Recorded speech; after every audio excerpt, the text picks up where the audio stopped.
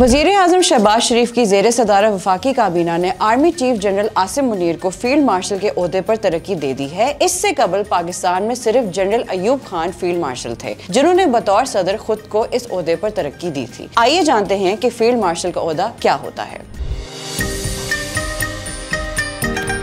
Field marshal किसी भी फौज का सबसे आला मनसब का ओहदा होता है। गो के फील्ड मार्शल का ओहदा अलामती होता है, लेकिन इज्जत और तौकीर के हवाले से ये बहुत नुमायां होता है। ये ओहदा 5 स्टार जनरल के बराबर होता है और आम तौर पर बड़ी फौज में जंग के दौरान नुमायां या गैर मामूली खिदमात पर अता किया जाता है। फील्ड मार्शल अमूमन फौज के कमांडर इन चीफ या आला कमांडर के तौर पर काम करता है और अलामती तौर पर उसे बहुत इज्जत दी जाती है। इस वक्त पाकिस्तानी फौज में सिर्फ 2 4 स्टार जनरल हैं, जिनमें एक army chief general Asim Munir और दूसरे chairman joint of chief staff committee general Sahir Shamshad Mirza हैं। लेकिन आर्मी चीफ अब 5 स्टार जनरल बन गए हैं और 4 star general general Sahir Shamshad Mirza हैं। 4 स्टार जनरल्स को जनरल कहा जाता है।